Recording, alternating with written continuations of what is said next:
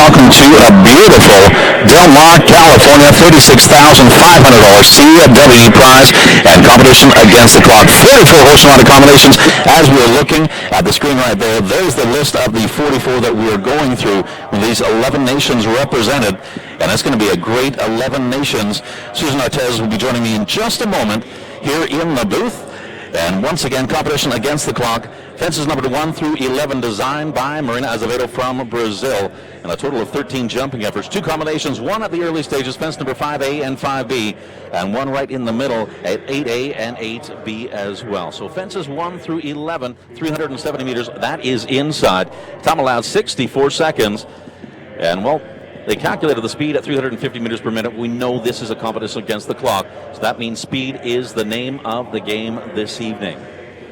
So once again, the 11 nations: Germany, the People's Republic of China, Japan, Argentina, Sweden. We have Ireland, Israel, Egypt, Brazil, Mexico, and the United States. And we will honor the host nation with the playing and the singing of our national anthem here.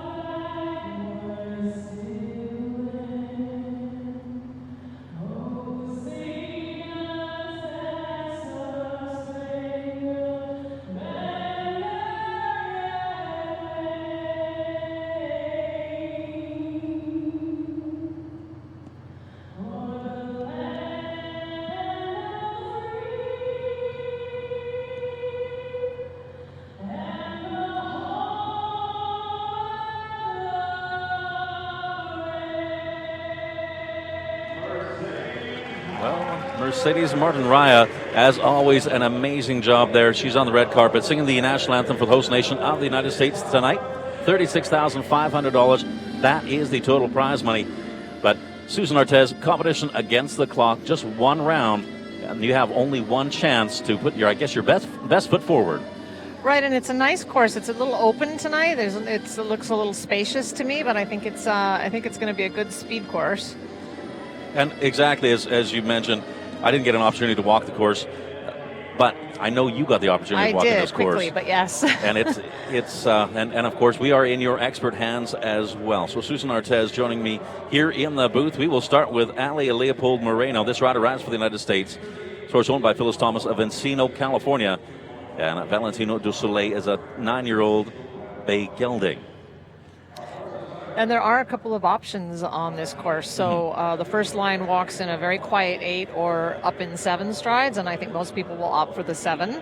And then there's an option of going inside to number 3 or around a jump. Obviously, I think if you want to get a prize in this class, you need to take the inside track. And then probably 6 quiet strides on a bend to the skinny Longines jump, although I think some people will maybe attempt 5, but I think you'd need a big mover for that. It's a little flat and early on in the course. So we'll see how she starts out in the first 2 lines, whether she does the leave-out option or the add. Now, watching Ali Leopold Moreno walk the course, her knee and that had been bothering her. She looks like she's walking a little bit better. Right, I think she's getting better. So she did the quiet number there.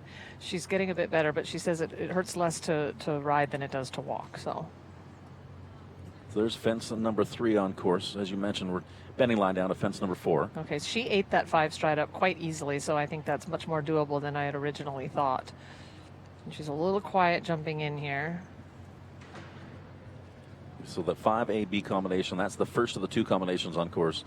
straight down the center line of fence number 6. It's a nice 7 there. It walks a little up, but it rides a little steady, I think. Now, we noticed last night with this footing that these horses, they can really eat up this ground. Right, and that 6 gets quite easy into the double there. So there's fence number 9. We do have the Liverpool under fence number 9. So just 2 jumping efforts remaining. 10 is the Oxer, the Longines FEI Jumping World Cup Oxer. She just needs to gallop number a little bit 11, here. there's the gallop.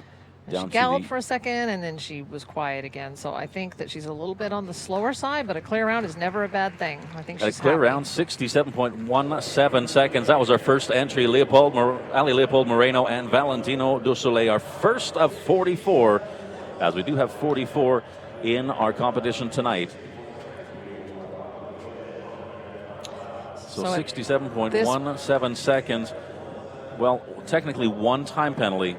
And here she comes through that second of the combinations on course. So technically 1 time penalty. And we're told that we in fact are going to be monitoring that time allowed of 64 seconds. Right. I don't necessarily think she was slow, but she was a little bit wide with her track, and she definitely could have been a little quicker through a couple of turns. So we'll see what they do with that time allowed. Well, the master of faster up next, Richard Spooner, aboard the 10-year-old gray stallion known as Love. This horse owned by Molly Orstrom of the Plains, Virginia. And Richard, always deadly in speed classes. Right. You never want to underestimate him. This horse looks like it's a relatively young horse at 8 years old. And this horse sired by Heartbreaker. And Richard's had this horse for maybe a year and a half so far, and he's done a great job with Love, the 8-year-old gray stallion. So right now, Leopold Merino, Valentino du Soleil, 67.17 seconds. And that was their time, just the 1 time penalty. So there's it was a bit quiet there, wasn't it? Mm-hmm. Nice inside turn there. Let's see if he opts for the 5 or the 6. Yeah, that 5's actually getting quite steady. So I was thinking some people would do 6, but I don't think they will at this point. Beautiful out of that double there.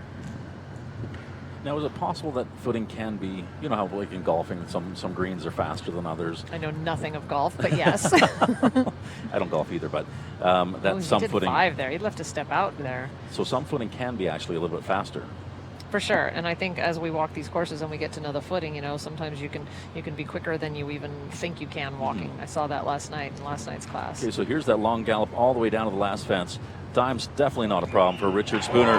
Very well done. 53.77, and a clear round for Richard Spooner. And I love that wonderful 8-year-old, that young gray stallion right there.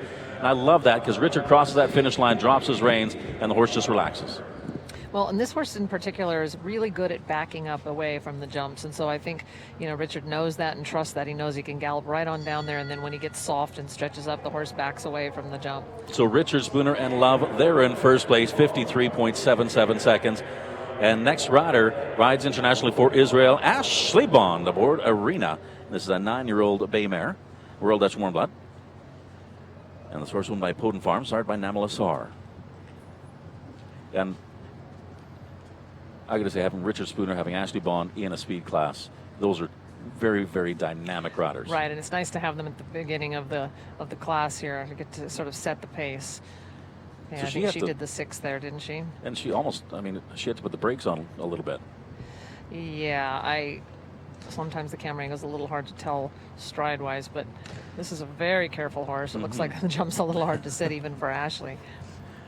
And Ashley Bond, first of 2 rides she has in our $36,500 CWD prize. Okay, so interesting. I didn't really walk into that double thinking of leaving a step out and doing the 5, but both Richard and Ashley have done that without a problem. Ooh, she saved that. Okay, so 53.77. This is going to come down to the wire. And I think Really she nicely may have done. had 54.27 seconds. That's going to put her in a second place. Got the first of 2 rides for Ashley Bond for Israel. Was Israel in second place. And that is Arena, that wonderful 9-year-old mare. So 53.77 seconds. That's still our leading time. 54.27 just put in. Ashley Bond through that combination. And as you mentioned, both Richard and Ashley leaving out of stride to that combination we just saw. Right, and I think that's important to note because these days, if you want to be fast enough, you better be able to leave strides out because you just can't keep up otherwise. So at this point in time, anybody who's going a little bit later in the class, they're people, or they would have been watching that and going, okay, well, we walked it one way, but we know that Richard and Ashley have left out a stride to that second combination. And they did it quite easily. Yes. They did it early, and they did it easily enough, so it's definitely doable. I think it rides better in 5 than it does in 6 for most horses.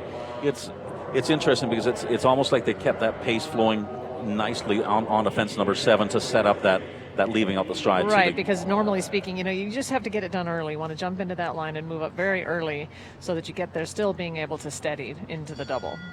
Well, Colovados, this is a 9-year-old Grey Gelding, Holsteiner by breeding. Horse hired by Coleman. Jenny McAllister rides for the USA.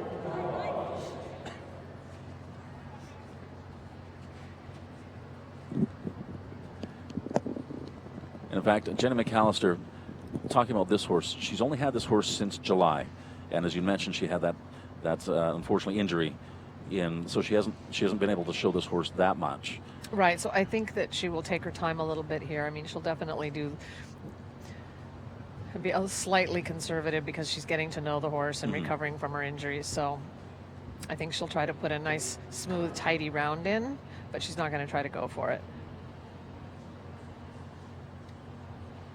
Now here we are in October, having just got this horse in July.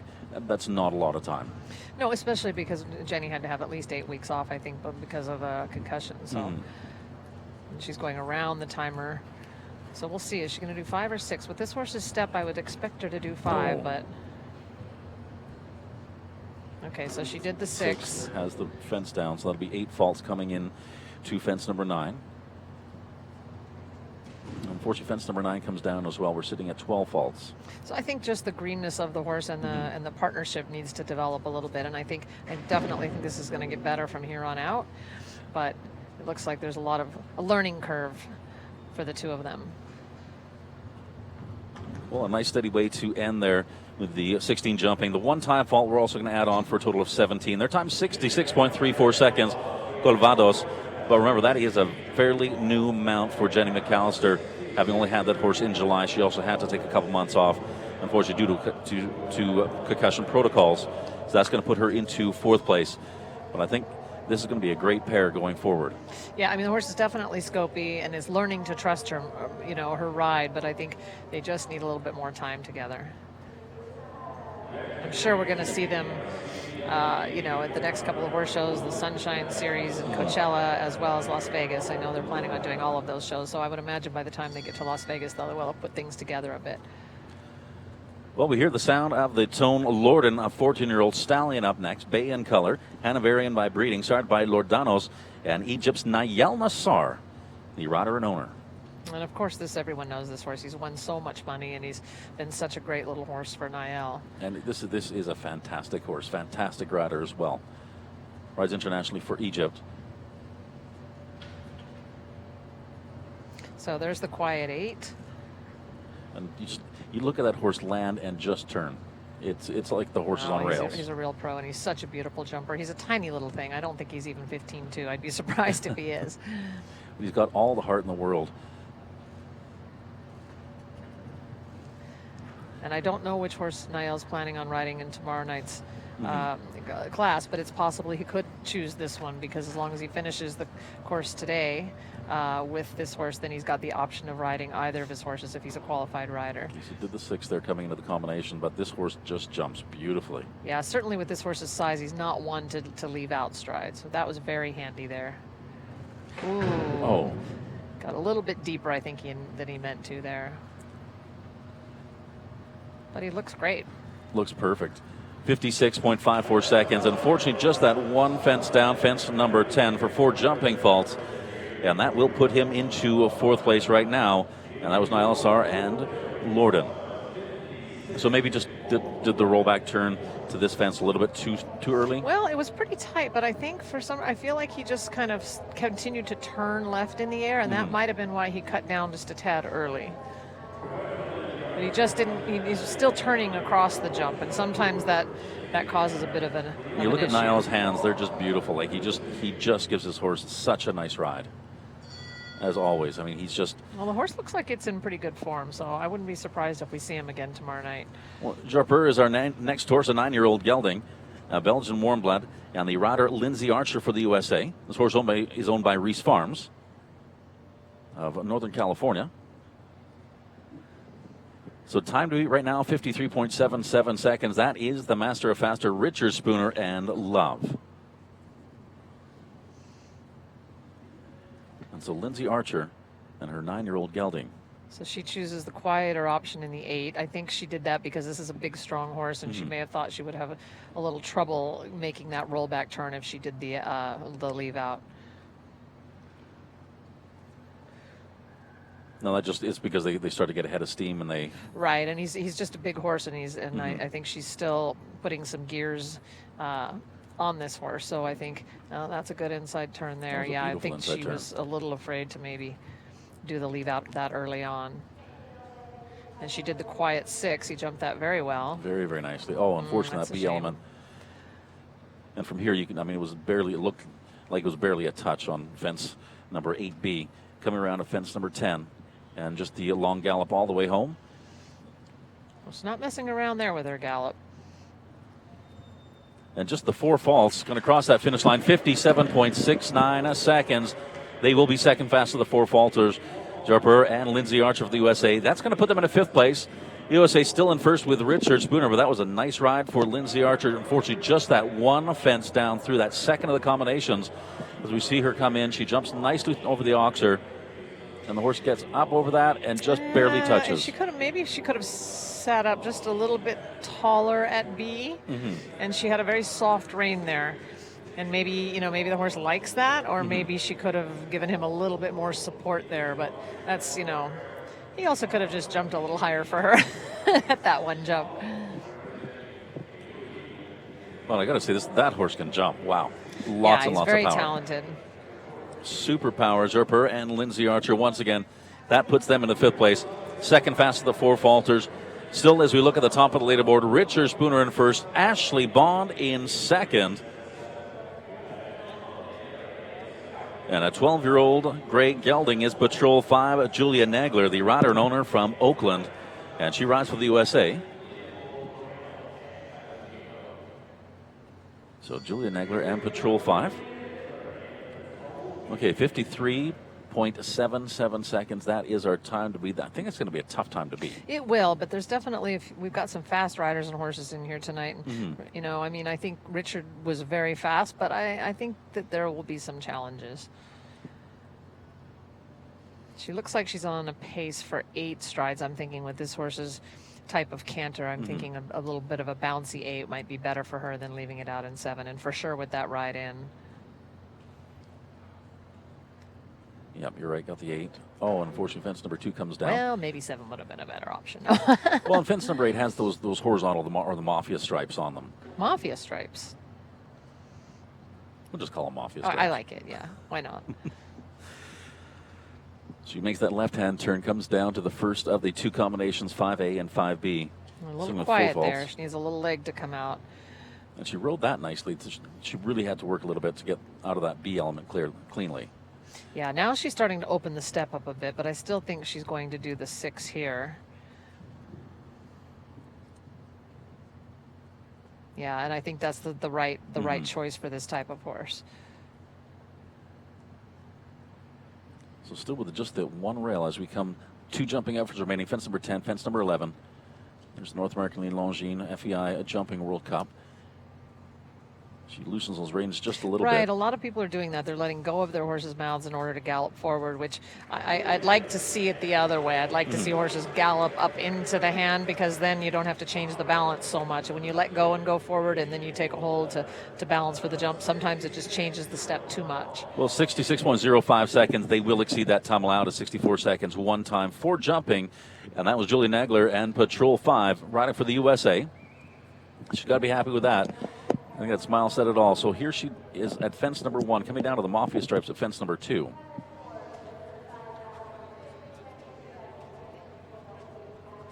Yeah, the horse, she's got a little bit at it. I think she maybe overdid the 8 a little bit and ended up having to go forward again. Well, we're going to go from a couple grays in a row, and here's another gray, and this is the beautiful 9-year-old mare, Cessna.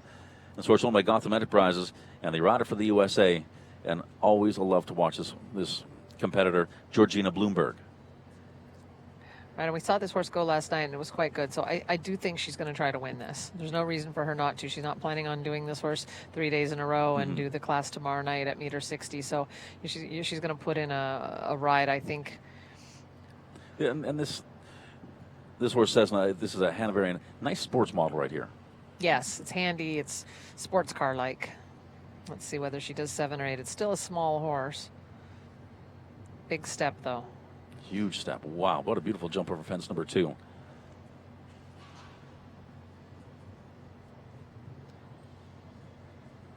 And then she did the 5 very easily. So it's not a big horse, but it covers a lot of ground.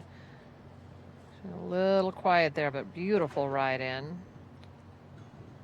And it's very cat-like. I really like this horse. Oh, it's careful. Ooh. Oh, little spook there. Just got a little looky there. Yeah, but I don't even know if it was the jump that the horse was looking at as much as some, a little shadow on the ground. It does look like the horse looks around a little bit, so it's maybe a little bit on the green side.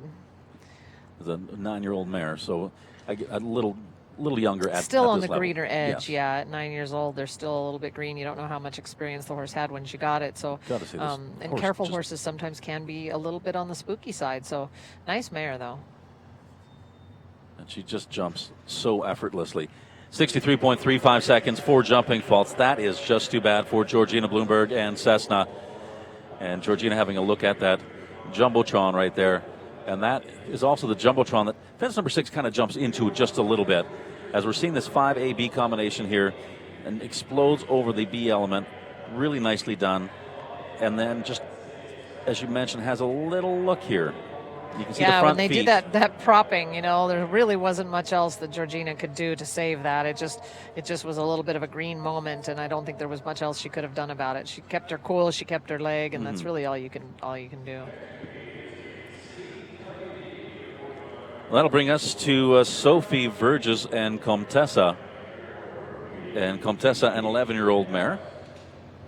Well, we've got a lot of grays in the field tonight. Again, there's just a lot of gray show jumpers these days. Which is wonderful. Sophie Verges rides for the U.S., and this is a Rhinelander, started by Kalita 1. So time to beat 53.77 seconds. Now we know that Richard Spooner, Ashley Bond, they both put the 7 in this first line. All right, so this horse has a really big step, and so she just kind of cantered up there like she was on a hunter there. She's got a bit of a loose connection. I feel like I want to put things together. Yeah. Oops. Ooh, ouch. I think that had to hurt a little bit. That probably hurt quite a bit. She kind of hit that pole with her head a bit. At fence number 4, got to say the riders, they are certainly tough. She's up quickly and walking. Very, very quickly. That was Sophie Verges and Comtessa. Unfortunately, that fall on course, that will mean elimination from our $36,500 CWD prize. They're both walking casually out the outgate, so the horse didn't even run around. No, and Sophie's just quickly grabbing her horse right now. And that is unfortunate. Just some tough luck. Obviously not as planned.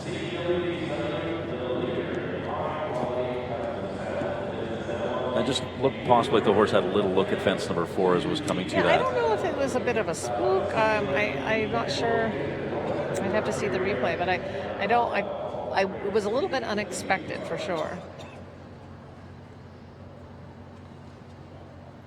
So right now, Richard Spooner and Love in the lead. Ashley Bond and Arena, they are in second place. Ali Leopold, Merino, Valentino do Soleil, just the one-time fault as they sit in third.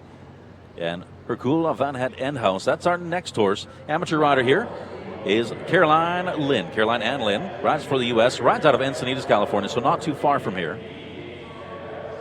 Right, and we saw her last night, and so I know that these are her two big, last night and tonight are her 2 big glasses of the week, and I think that she can improve upon last night's score. It was not her best night, but this course being meter 45 rather than meter 50 should be a easier class for her to finish on.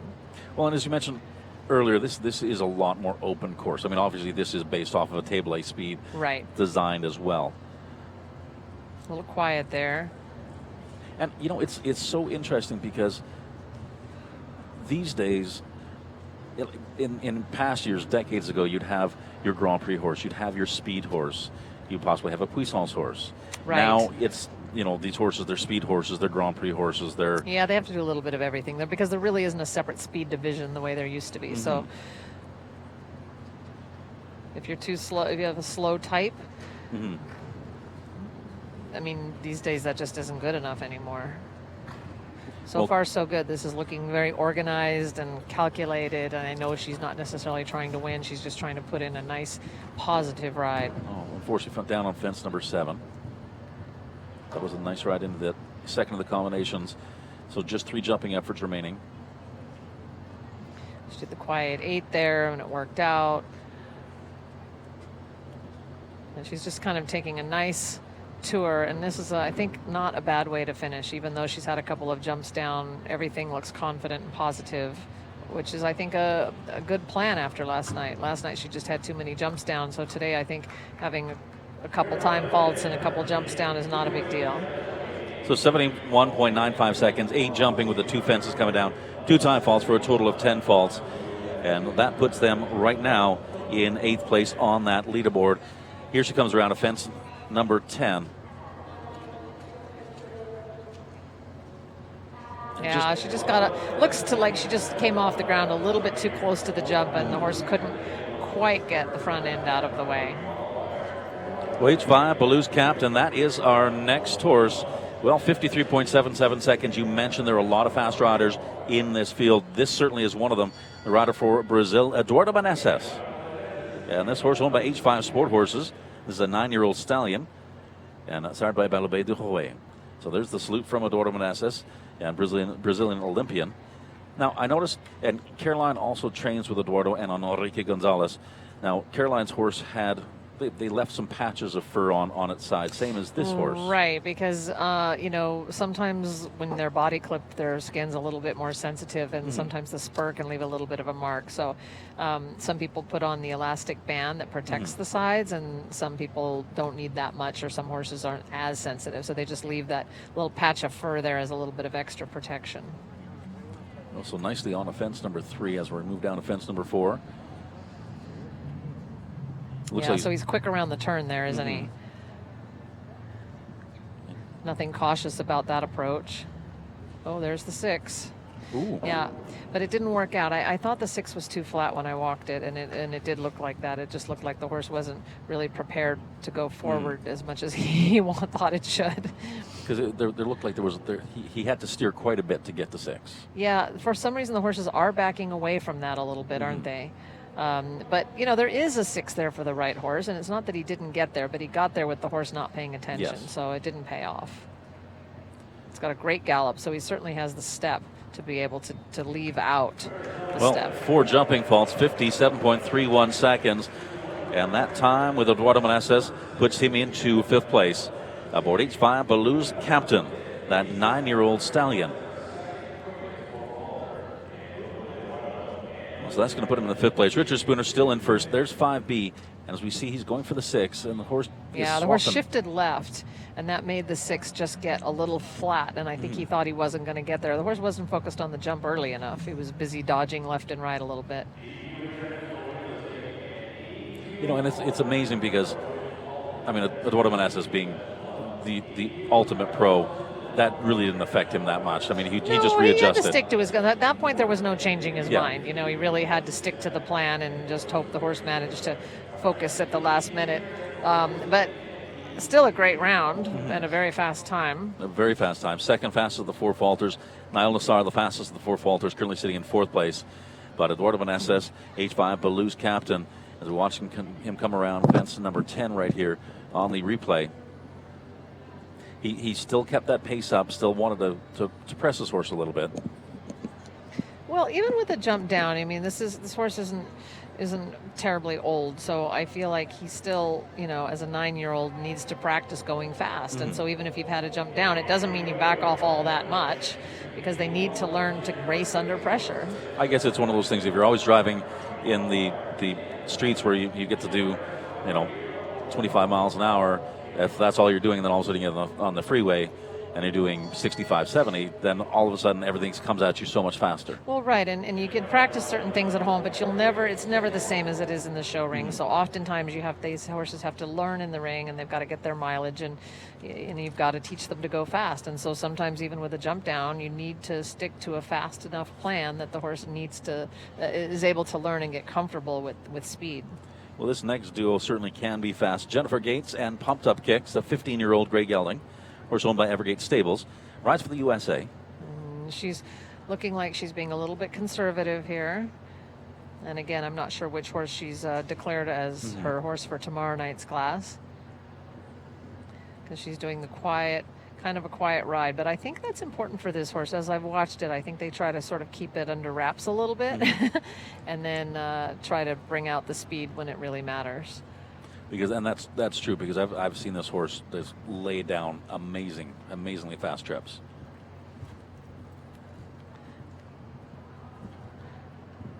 Jennifer's been training now with Harry Smolders, and I can really see that she's becoming more sophisticated. Her hands are getting better, her timing is getting better, so I think it's paying off. She can make that left-hand turn. Fence number 10, 10 and 11, and that is left. That's all she's got. It's interesting. She looks like she has a blue bit in the horse's mouth. Right. That's become a very popular bit, actually, a very popular mouthpiece, and all sorts of different types of bits. But it's kind of a blue plastic rubbery kind of thing. Looks a little bit like a dog toy, but they come in, pellums and gags and regular snaffles and what have you. So, and they come also in black. But yeah, they've become pretty popular. So here she is through that 8AB combination. And she's going to pick up 2 time faults on her round with a time of 68.54 seconds. But this was a very, very nicely calculated ride. Yeah, it was a really nice schooling round. So again, she may be planning on doing this horse tomorrow night. I don't know, but either way, a very pleasant ride. Well, super chilled, and that is the name of our next horse. And we're going to see how chilled, in fact, he is. Kevin Babbington, the rider for Ireland. And this is a 10-year-old chestnut gelding, Irish sport horse.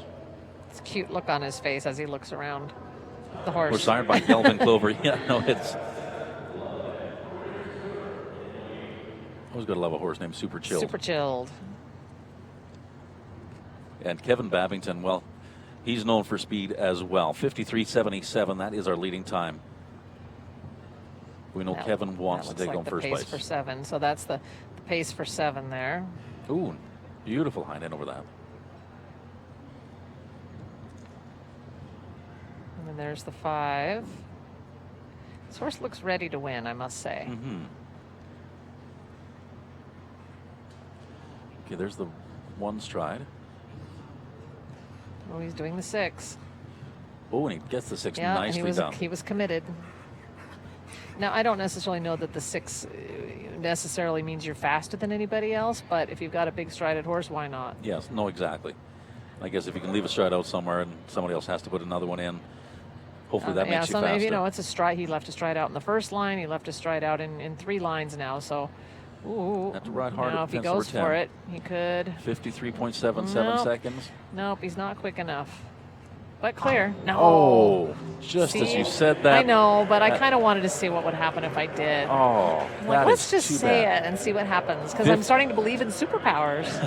58.03 seconds for jumping faults. And even leaving all those strides out, that's going to put him right now in 8th place as the 4th fastest of the 4 falters. Here he comes around. He had to ride pretty hard to this.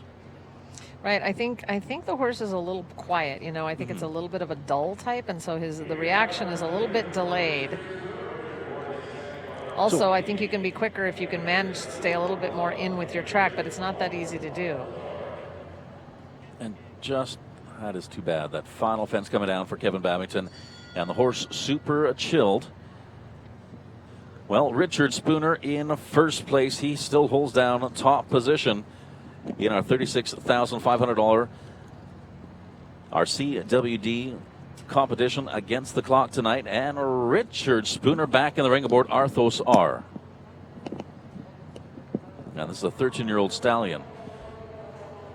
So Richard clearing in first place aboard his 8-year-old stallion. He is now aboard a little bit older, a 5 years older horse, so a little bit more experienced. Right. Once they get into their teens, they're pretty well versed in most Oh, and he situations. just walked down that 7. Yeah, I walked down the 7, and he was definitely inside of the tracks of many of the other horses that had already turned there. So, and this is a really fast horse. And again, he's inside everybody else's tracks there. Very fast there. Little tick there. 1, 2, 3, 4, 5, 6. See, he made it really happen early. Now he went around the timer, but he kept his pace up here. So he's planning the 5. Let's see, 1, 2, 3, 4, 5. I wondered if there was a 6 there, and he did. He did a 6 there. So he's left out of stride pretty much everywhere. Oh, I do think that's the bogey jump. I think if you're fast everywhere else, you sort of need to like just come out and get straight to that. It's narrow. And look at that time. 53.94 seconds. If he'd been clear, he would have been first and in second place. The 4 faults, unfortunately, comes down. Now one fence number 10. Yeah, I think there's a lot of distractions where that oxer is. Let's so look at this turn. I mean, they look at the VIP. And he didn't really get his eye on that fence and early he enough. came off. He didn't push off both hind feet equally. He pushed off of one hind leg a little stronger than the other. But it was interesting, as you said, for the 6, and the last couple strides of the 6th stride when he was coming down to fence number 6, Richard actually had to check his horse a little bit. Right, because he was so efficient about moving forward in the first 3 strides that he actually got there being able to steady, which is really what you would like to be able to do.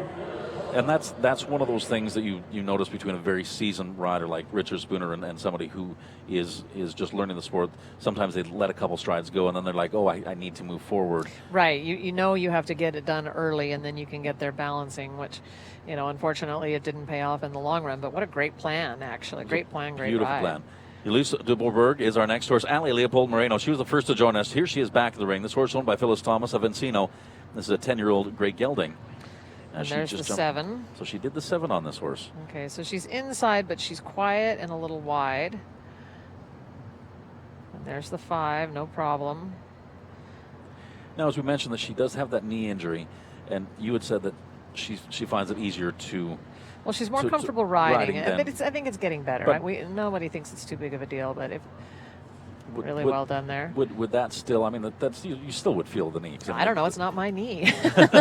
Well, I know. I haven't felt her knee. I know with your knee, you put some ice on your knee sometimes. Oh yes, I do.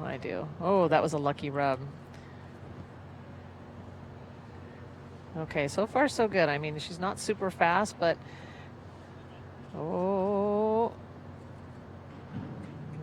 now she just needs to keep kicking a little bit. Okay, time allowed 64 seconds.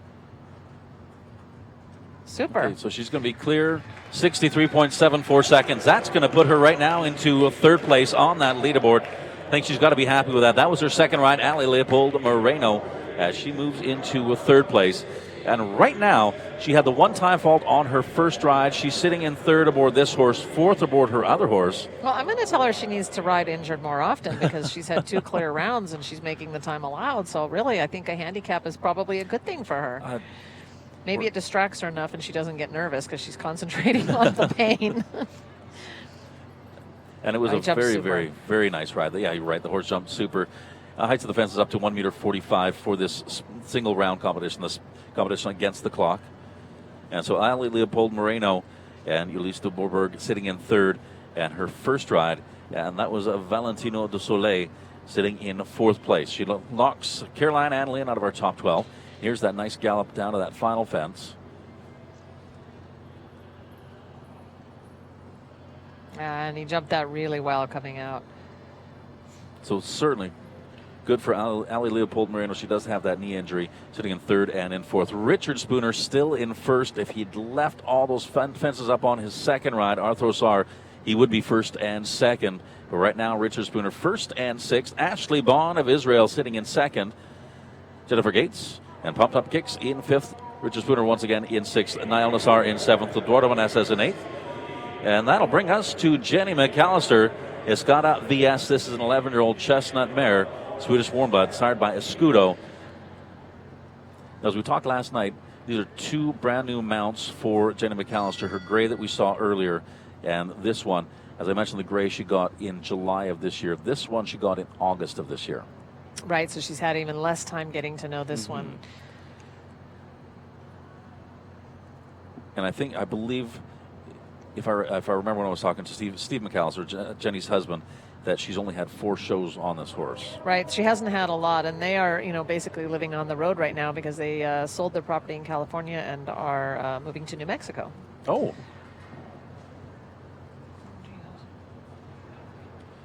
Easily down that 7.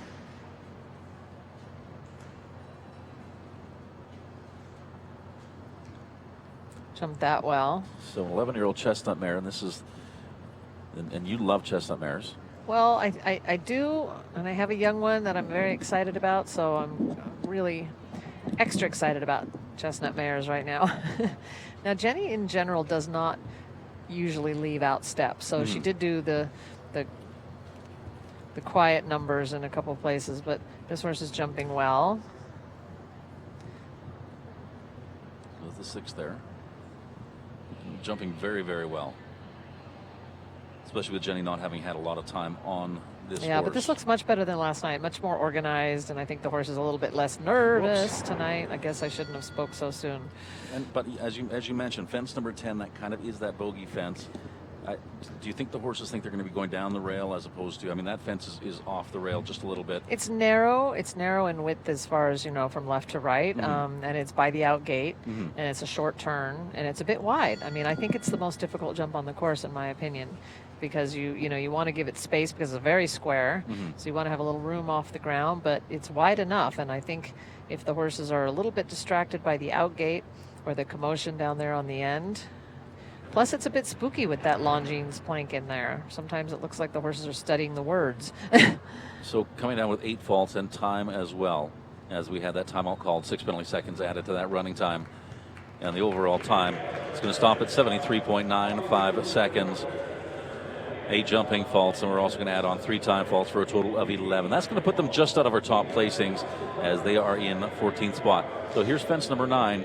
Now, there's also a tent and some lights just at the end of the ring. So I'm just going to watch the horse's face here just to see, is the horse focused on the jump? Yeah, no, that was really a surprise because, the horse really looked like she was leaving the ground and then suddenly got distracted or worried. So that was a bit of a surprise. Lucky for Jenny and good for Jenny that she managed to stay on. I think she pushed herself back up by pushing off the horse's forehead. Well, Fast Luca, that's our next horse, a 10-year-old gelding, Hanoverian by breeding. And the rider is Nicolette Hurt, young rider here, rides for the USA.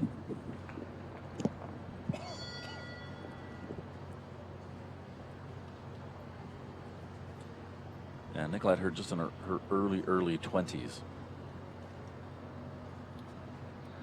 Now, she rode this horse last night. Again, has the same bonnet and the fly net on as well. And we can see that 10. That's why fence number 10 as she comes down to the first fence. Yeah, I didn't feel like Jenny's horse, was distracted by that. I really don't have an answer for that. It was a bit of a surprise. So nicely down on the 7 there as well. So Fast Luca and Nicolette Hurt. In a field of 44 that will be joining us. Now, her moving up to fence number 4 there, it obviously makes the turn just a little bit wider than... Right. This horse is a little hard to stay with in the air the way the style of jumping is. Oh, that was a strange rub, but it stayed up. It was kind of an odd way to hit a jump. Well, hopefully we'll actually get to see fence number 6 again. That would be... Because as you said, it was a strange jump. Yeah, it was just kind of different. Okay, so on the fence number 9, time to beat 53.77 seconds. And here she comes down to fence number 10. So she gets good focus on that, and unfortunately that fence comes down. You're right, and it is a skinny and I don't oxer. think the lighting is funny. I don't have an answer for that. But still, overall, a nice round. Well, fence number 10 coming down, 65.34 seconds. That'll be 4 jumping, and they add on 1 time fault for a total of 5. And that gets them into 12th place. That was Nicolette Hurt and Fast Luca.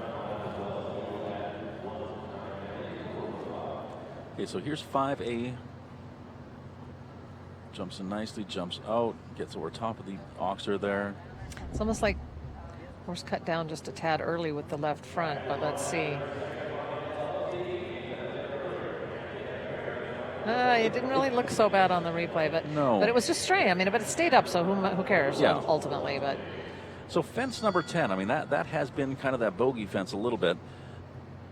Well, Belo Horizonte, that's our next horse. Ashley Bond, she sits in second right now. As for Israel, she's back in the ring about the Holsteiner. This horse owned by Little Valley Farms. And this is a 10-year-old gelding.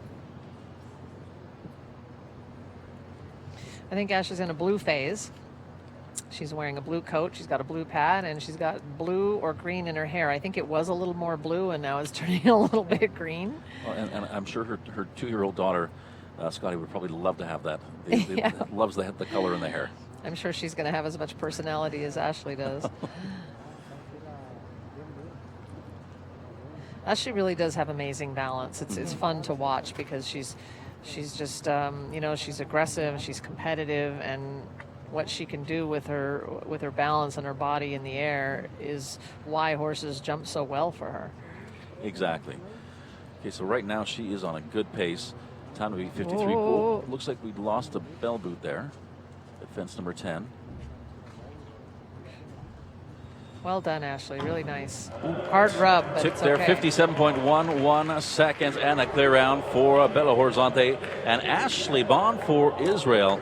And that will put her into third place. So Ashley Bond right now in second and in third. And we see this horse come around.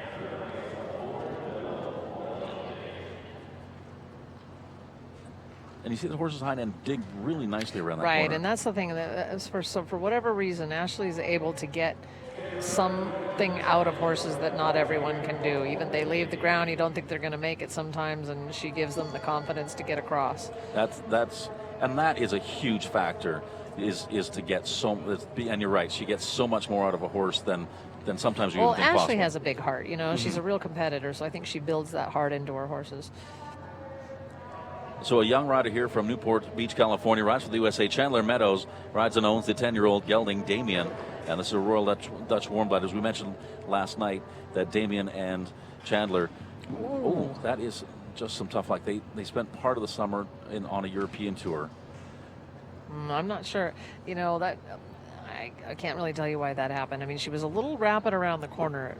She had a hard rub at 2, and I think this horse is quite careful. So she had a hard rub on the hind rail at jump number 2, and then she was a little loose and wild. Oh, but apparently that is her horse just doesn't want to play today. That is just some tough luck. I know, talking to her trainer, Joey Gatlin, today in regards to Chandler, and I said she did a great job yesterday. I guess Chandler was a little bit nervous yesterday, probably a little bit nervous today as well. She didn't get a whole pile of the European tour in competing, as the horse had actually stepped on himself with one of the studs when he was at Spruce Meadows. So he'd been off for a number of weeks. And that is just some tough luck. Good young rider here, Chandler Meadows. Yeah, he looked like he was maybe looking a little to the left and not quite as focused as he should have been. Oh, Everard Hegovich. This is Mexican Olympian. Bort Urkos for a 10-year-old chestnut gelding, Belgian warm blood. And Evie's been bringing this horse along very nicely up to this level.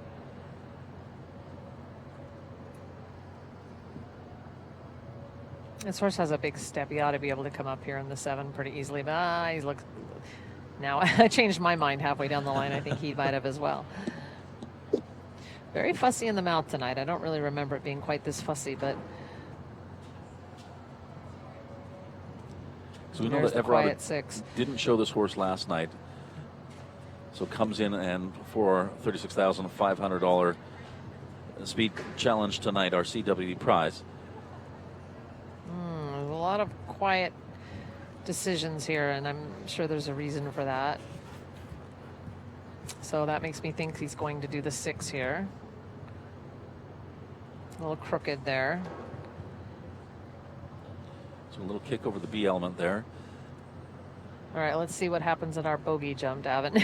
Well, he gives himself a lot of room here. Well done. Nicely in square. Ooh, almost too well done. He couldn't sit the jump. Jumped really hard over top of that. Yeah. And there's that finish line. All right, so not fast, but under the time allowed. 65.30 seconds, so he will pick up 1 time fault. No jumping faults. But you know what? That's going to put him in the 5th place. And I'm fairly sure Everardo Hegovich is going to be happy with that.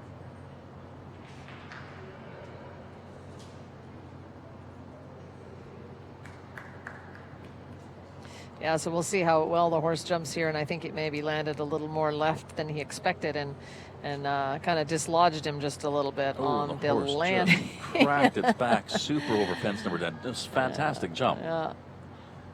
I know Everardo had wanted to go last night, and I talked to him last night as well, and he did scratch his horse, and he was a little concerned about that rollback turn from 7C to 8, the one that a lot of people had problems with. Yes, and I actually kind of heard some people saying that the jump was not really set in the place that Merino, our course designer, wanted it to be last night, but everyone had already walked the course by the time that was recognized, and so she's like, ooh, she wasn't so happy with it, with its eventual, its placement.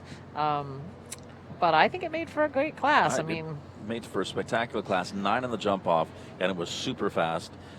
Well, Tina Yates aboard Zalati VDL, and this is a 14-year-old stallion owned by High Point Farm from Scottsdale. This rider originally from Scottsdale, now lives in Rancho Santa Fe, California.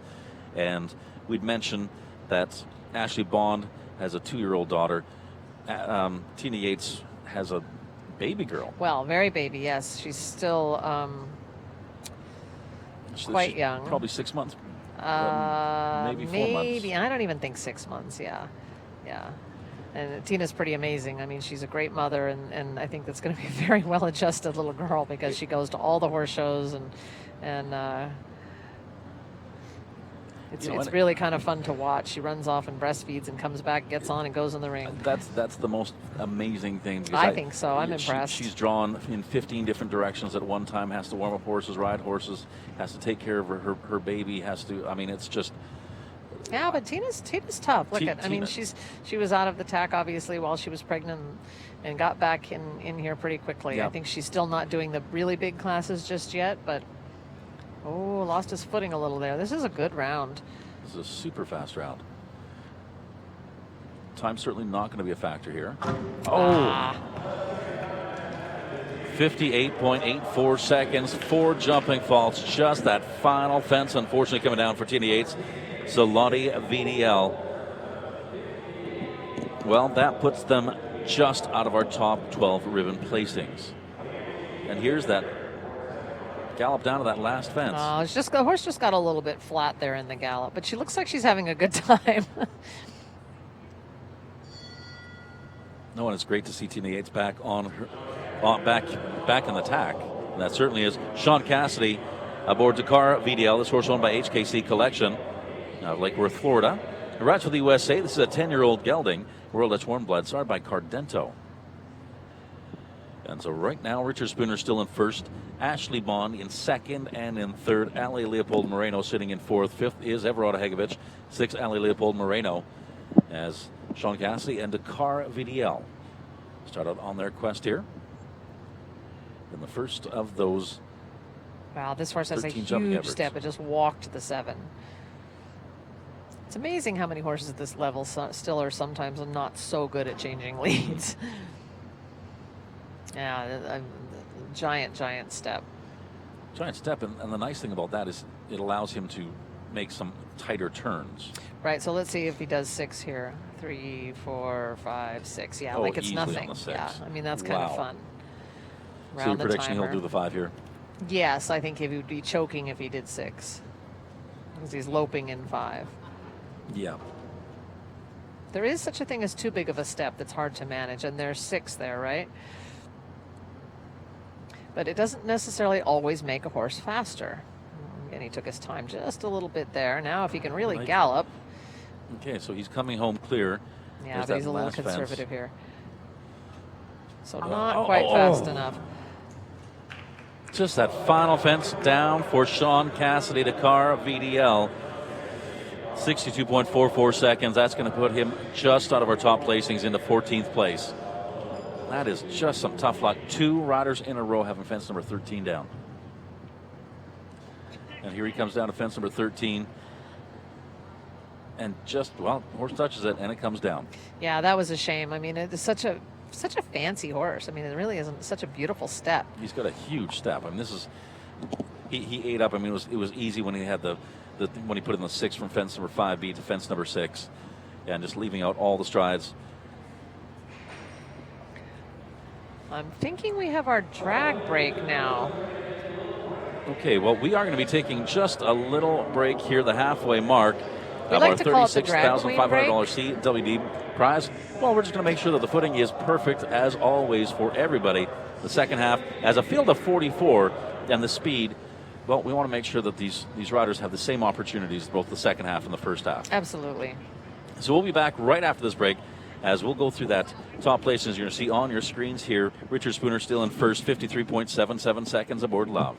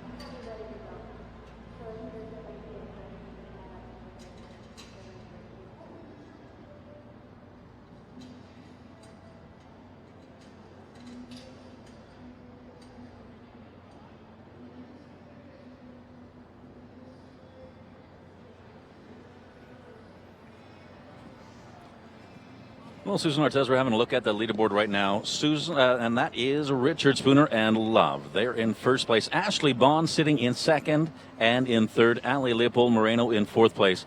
It was interesting. As we had this break, I walked out. I was talking to Richard Spooner. I remember when he first got that horse, the wonderful 8-year-old, the 8-year-old stallion, Love.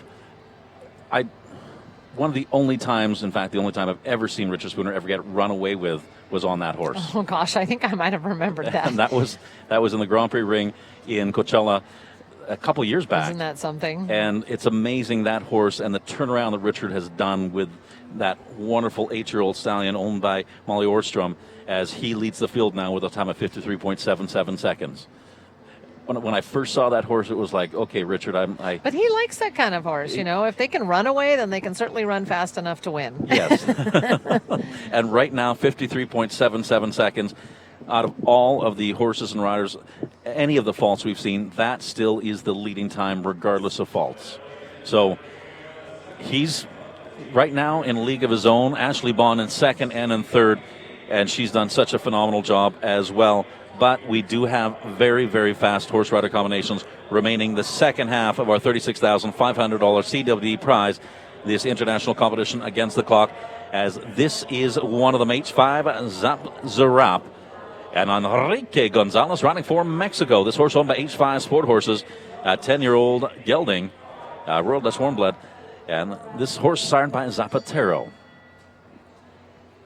And I know this horse rider combination, I've seen them run really fast, 53.77 seconds. That is our time to beat after the first half. All right, so he looks like he's on the pace for the 7. It's a really nice big canter. He's getting a good run at jump 1, don't you think? From a ways away. Yes. he's doing that nice wind up to the pitch. So there's the 7. Okay, so when someone does 7 up the first line, they're not really planning on a schooling round. Mm-hmm. Oh, wow, he got away with that. 3. I don't think this is going to be that easy. Well, remember that time, 53.77 seconds. So he did the 7 there. Yeah, which I think is smart. I think this horse is too backed off to try to get up there in the 6. But he should do 5 here. Oh, no, he decided on 6. Well, he jumped it really well that way. But as you mentioned, we've seen horses, for example, Sean Cassidy's horse leave out strides everywhere. All right, so let's see. This is the difficult part, but he did take his time there. Really good ride. Nice ride to there. All right, let's see. He's... they look fast, but then when you look at the time, Devin, they are not fast enough to catch Spooner. With a time of 60.67 seconds and a clear round, had that nice wind up to the first fence. And as you mentioned, they look like they're going so fast, but it's amazing how fast Richard Spooner was. Well, but it is about track. It's more about track. I mean, Rich Fellers is so fast, but he never looks fast because it's more about where the placement of the track is. So that horse got a little sticky there at fence number 3.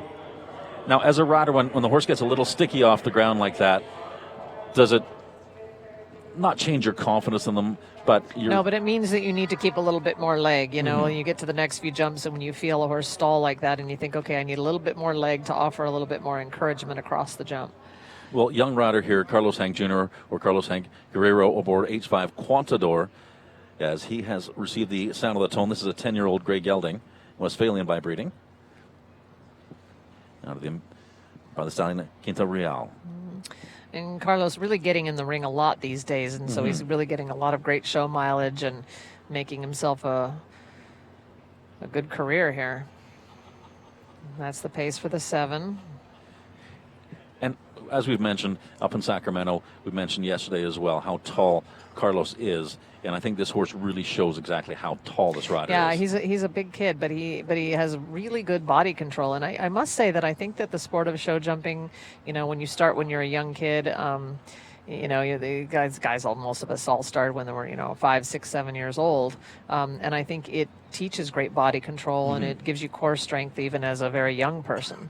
So I really think, as a human being growing up, it's a great sport to develop the right kind of muscle, the right kind of strength, and the right kind of balance. So fence number 9 is going to make that left-hand turn. Well, this is tighty. Oh, Okay. nice Oh, horse. oh, Got away with that a little got bit. her It up was a there. little deep. Okay, so he is. I like that he didn't pull on the reins to the last jump. I've got to tell you, that was aggressive. I liked it. That was a nice ride. 58.84 seconds. That should put him into fourth place with that clean performance. Really well done. That was but as you mentioned, he does have such good body control. Being so tall, he has to. So here's that nice turn back to fence number 10. He challenged the horse there, and the horse responded beautifully. And out of that turn, there's not a lot of strides to fence number 10. And as you mentioned before, it is a skinny oxer, but it's a wide oxer. Yeah. I mean, meaning it's wide for the horse to jump across, but it's narrow from left to right. So it's most of these jumps in this ring are 10 to 12 feet wide, and that one is probably 8 or 9 feet wide. So that certainly is a lot more of a... Yeah, I would say maybe everything in here is 12 feet wide, and that one's 10 feet wide. That makes more sense. An actual skinny jump is normally 8 feet wide, but you don't see that in oxers at this horse show. Sometimes you do. Leopoldo's famous for making those little 8 foot wide oxers. So it just sometimes is a bit of an optical illusion, and if the horse shifts to the left or to the right, there's less margin for error. Well, next horse, a 9-year-old at Mecklenburg Gelding. Giacomo Teo Glenn rides for the USA, rides out of Texas, in fact. And they've been on the West Coast for almost a few month weeks. now. Yeah, a few weeks, because they were in Sacramento for both weeks of the FEI there. So they've been down here in beautiful Del Mar, California. I got to say, the day has today typical California weather, perfect. Oh my God, it was just lovely. I mean, you're a little bit cold in the shade, and in the sun, it's beautiful. Everyone's really happy about the weather here. No one probably wants to leave. Well, a lot of loft there, huh? This horse really can jump. Now, for a speed class, however, the speed competition, having that much loft, you spend more time in the air. Yeah, but it's not slow. I mean, it's still a fast horse, but he's not really, I think he's trying to give the horse a nice confident ride. He's not really trying to be fast enough. He's being tidy, so if he's clear, he could still end up in the ribbons, but he's not trying to be aggressive enough to be fast enough to win. Beautiful ride. Ooh, got a little tick there as well. Now remember, a time allowed 84 seconds. I think he's going to be a little bit over that. 64. Sorry, yeah, 64. 84 would be quite lenient. I looked up, I read the wrong number. So, yeah, 64 is that time allowed, 66.35 seconds. That's where the time stops. A really nice confidence-building ride there for Teogan aboard at Giacomo. That's going to put him into 8th place. So, right now, still a portion of our $36,500. Here was this really nice ride to fence number 10. He got nice and square to it, and we can see how skinny it is. Yeah, it's just 2 feet narrower from left to right. Which really doesn't sound like a lot, but then you also have those big pillar standards as well at fence number 10. Which actually I think makes it easier. When there's big standards on a narrow jump, it kind of makes the whole appearance of the jump seem a bit wider. I must say the decorations, the flowers here have been beautiful. It makes it feel like a real international horse show, which it is. Well, H5 Karushka, a 14-year-old gray mare. Eduardo Bonesas back in the ring, his second ride. Source owned by H5 Sport Horses. And this horse rider combination, they've been together. They've done all the top-level sport. They have, and, this mare has a really expressive tail, which is always fun to watch. It's like an indicator. Now, he almost put a bend in that line from fence right, number so 1 that he and 2. could land a little to the right. This is a very fast track. I mean, I think he plans on winning this. Well, he's got to go faster than 53.77 seconds. There's the first of the combinations. Wow, look at that tail. He wants the 7 here. That's going to give him the inside turn. Doing 6 makes it hard to make the inside turn inside the timer. Ooh, oh. Sometimes you do that to be quick. You try to make that little angle from left to right. Oh, my goodness. Okay, so that was a bit wild. Oh. He's not giving up, though. Even with the jump down, he still wants to be the fastest one. And the fastest of the 4 falters right now, that'll put him in the 7th place. Oh, she's such a trier. Oh, what a nice ride. 4 jumping faults. Just some tough luck there at fence number 7.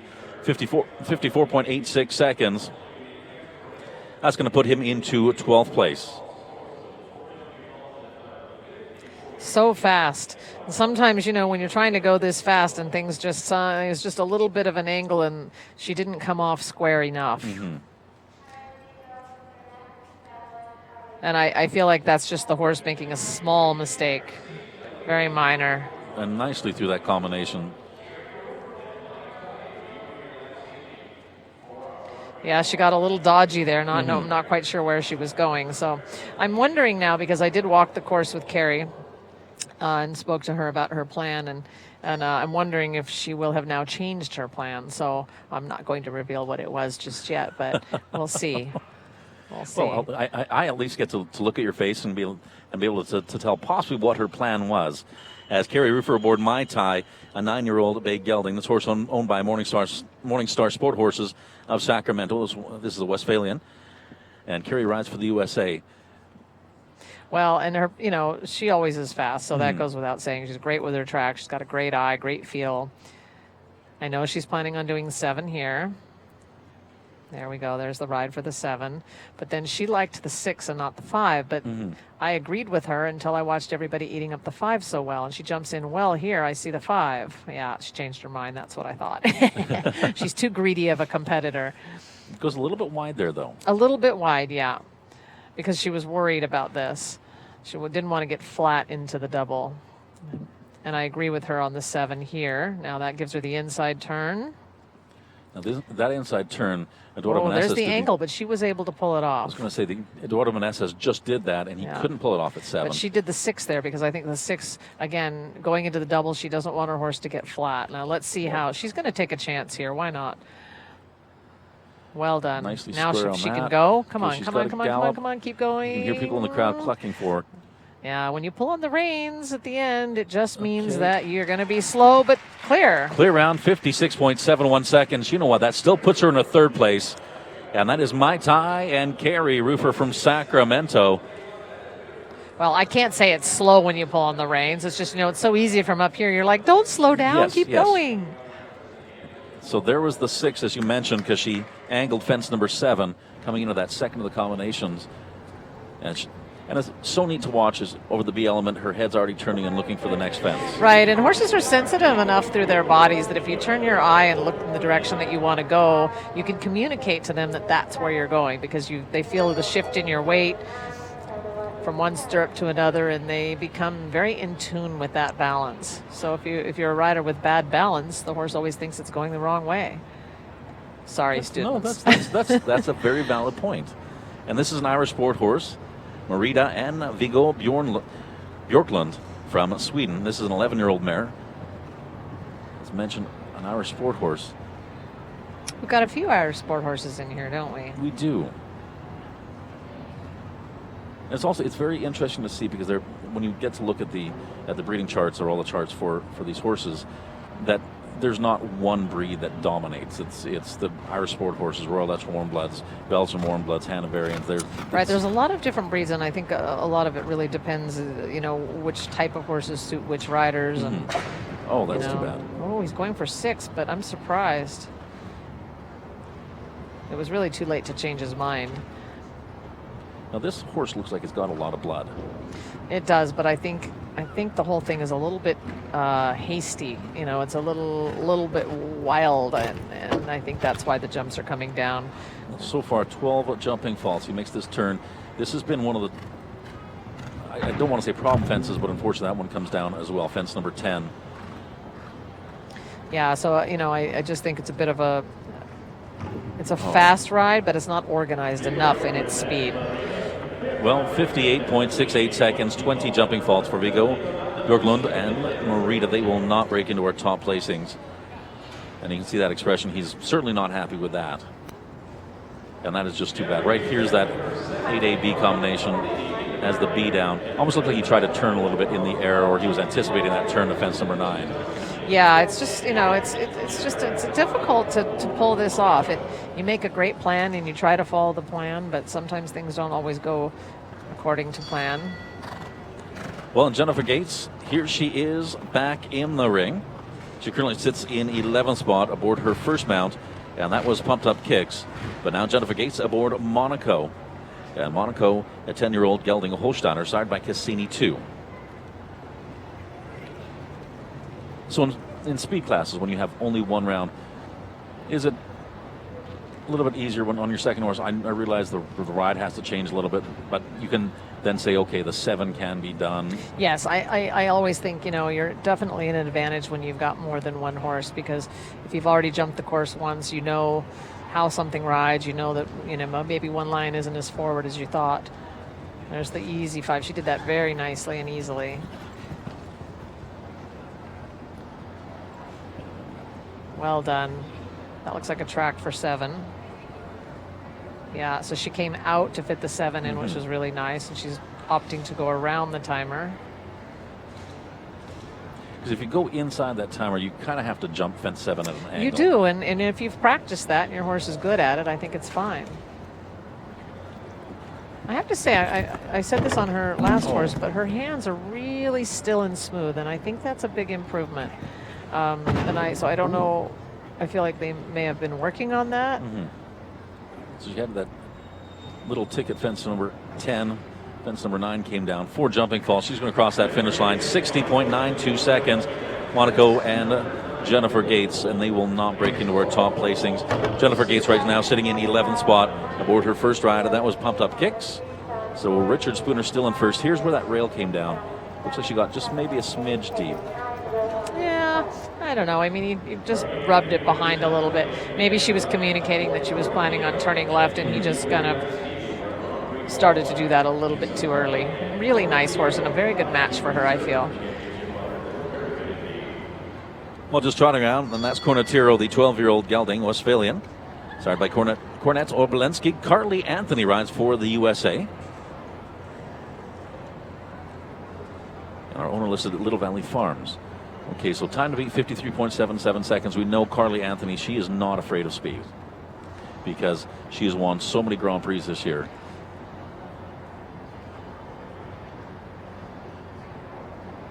Yeah, but I feel like on this horse is a little bit of a different style, and I think she can't really take too many chances. I think she can be tidy, but I think she needs to be a little bit cautious. I don't think she's going to try to outrun Spooner.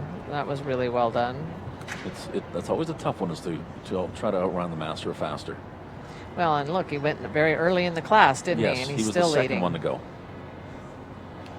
So, that was awkward. You could hear the crowd. Well, what's left of it.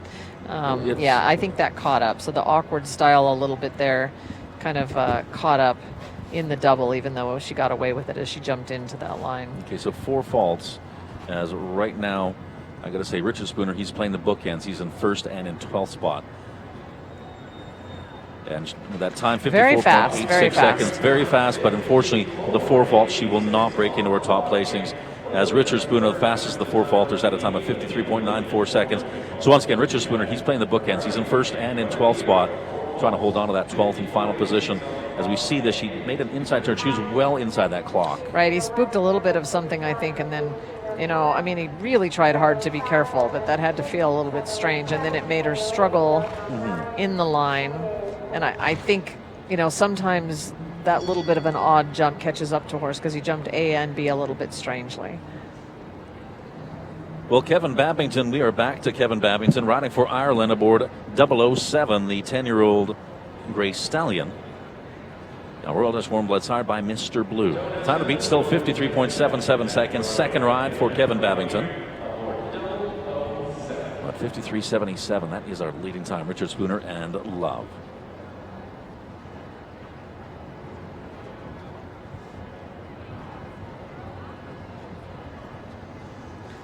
Really nice 7. Oh, and just had fence number 2 down. Yeah, just not sharp enough tonight.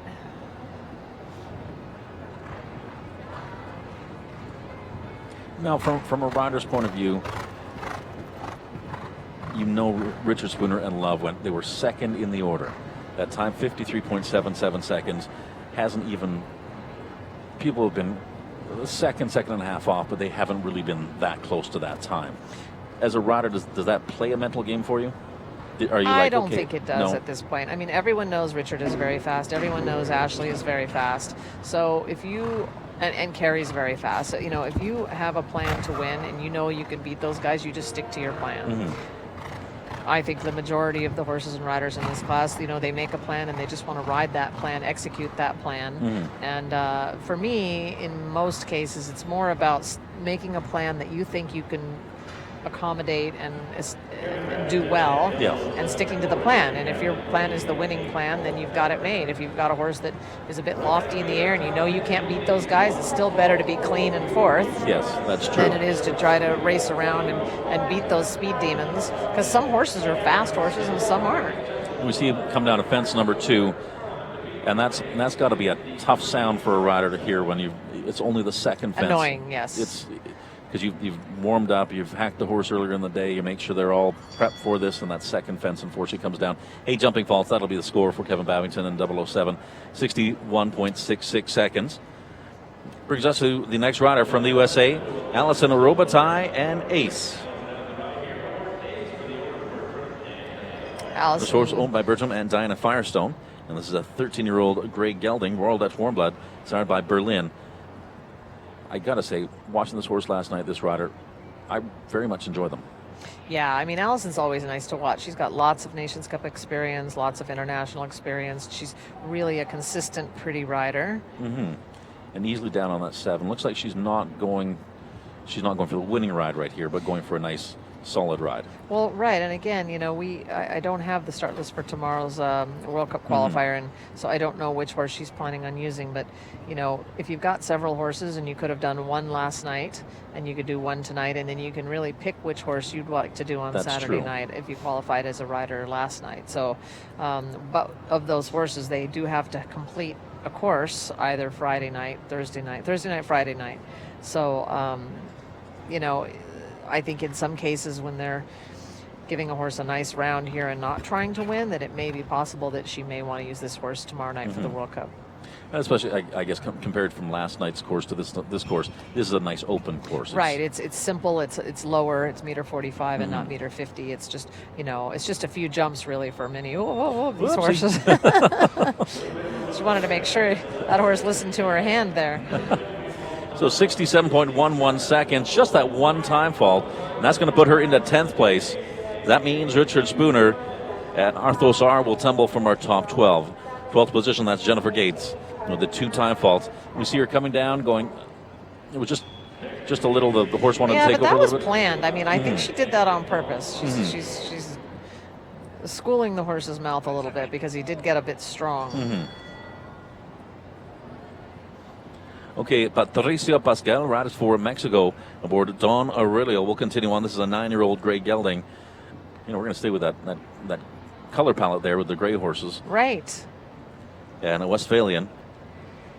And this horse is sired by Daddy Cool 22. I know, that's kind of a good name, isn't it? That is a really cool name. Really pretty horse. And Patricio, he was part of the Mexican Nations Cup team that won in Dublin.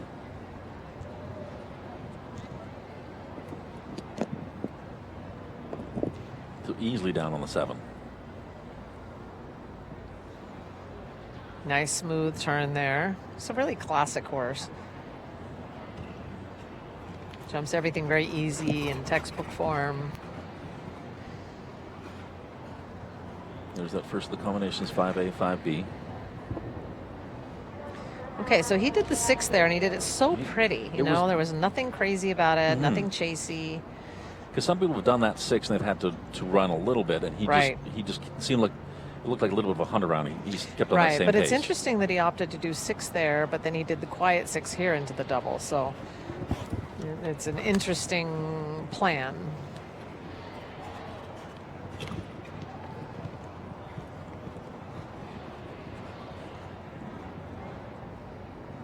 Yeah, really nice ride.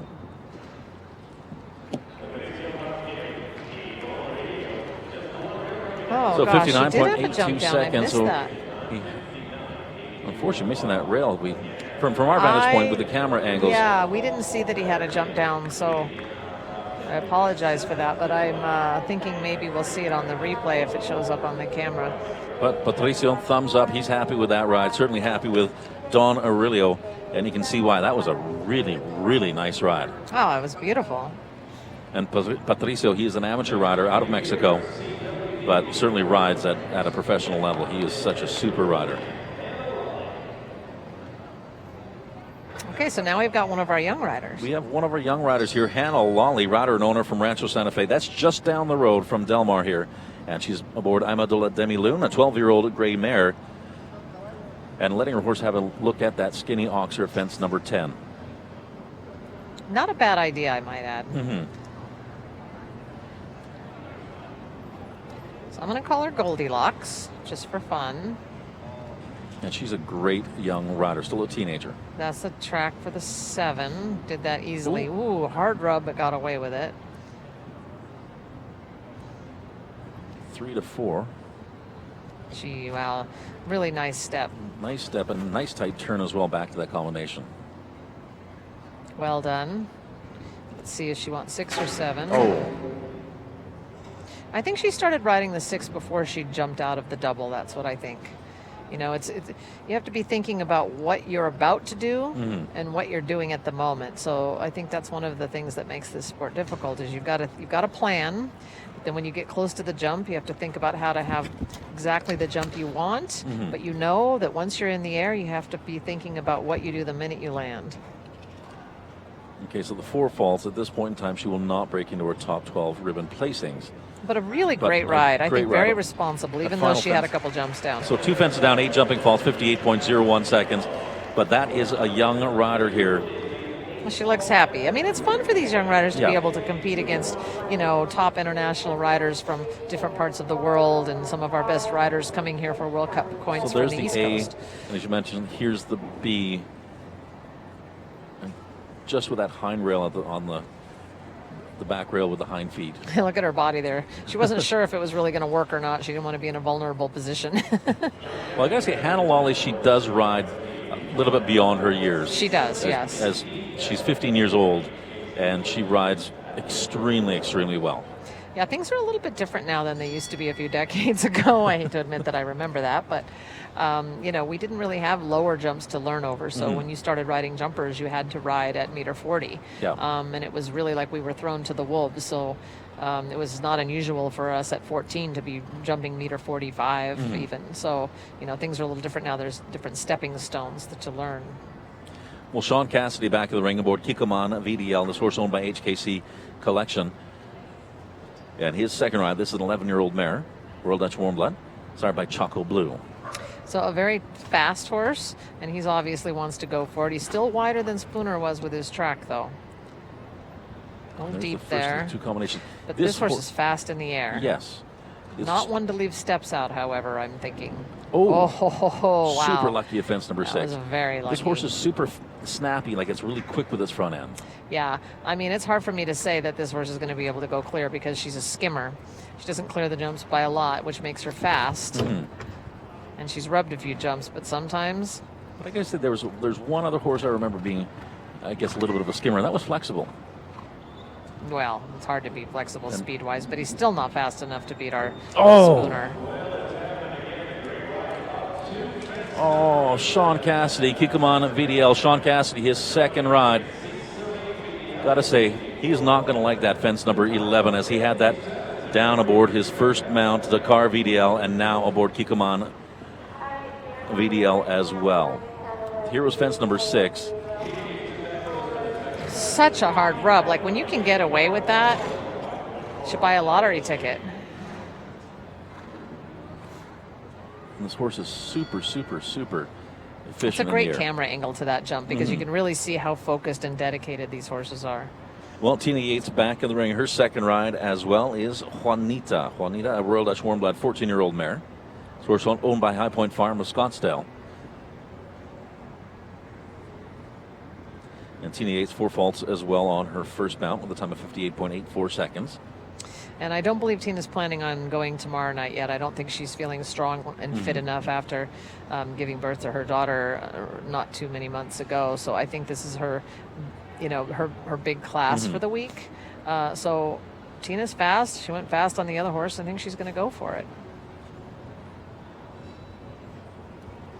This is a fast horse, too. She's a little bit wider than Spooner there. And Ashley. She comes back to this. A little bit quiet. Oh, nice hard rub there.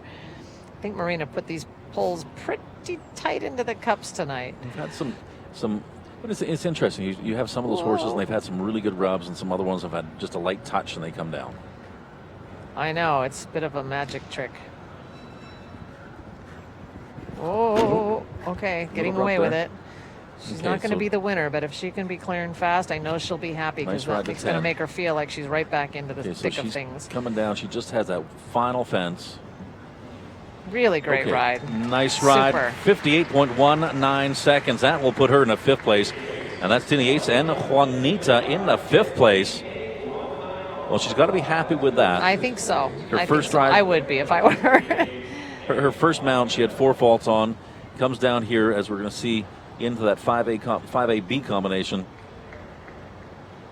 And this horse does have a little bit of a hard jump to sit. You know, you have to stay over longer with your body on this on this style of jump. Ooh, nice kick. Such a trier, though.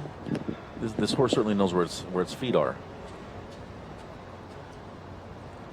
Well, Tornado's our next horse. This horse owned by Samia Staley of Arlington, Washington. The rider rides internationally for Argentina, Guillermo Obligado.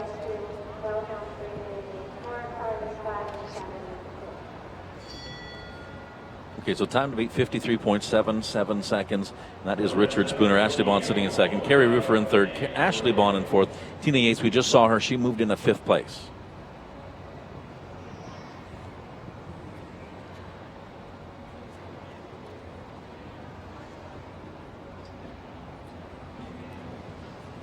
And remember, tomorrow night we are on FEI TV for the $100,000 Longines FEI Jumping World Cup Del Mar.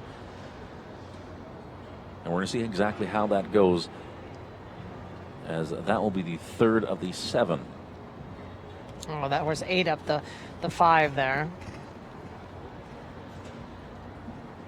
Yeah, he's being a little bit conservative, but I haven't seen Guillermo in these classes that much in the last few weeks, so I think that he's giving this horse experience. I mean, it's not a young horse, but I don't know that he knows the horse that well. I'm not really that well versed in the combination of the two together. This year, I think, is their first year together.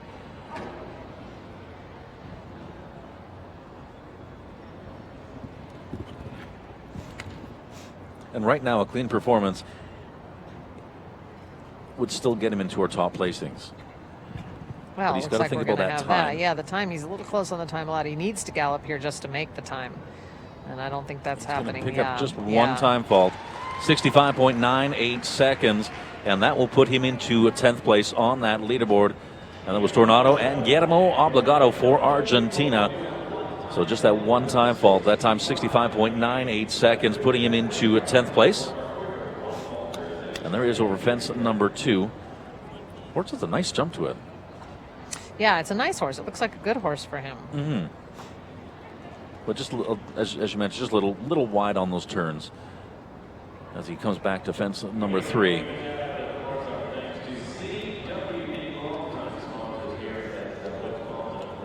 Also, Richard Spooner still in first place, 53.77 seconds.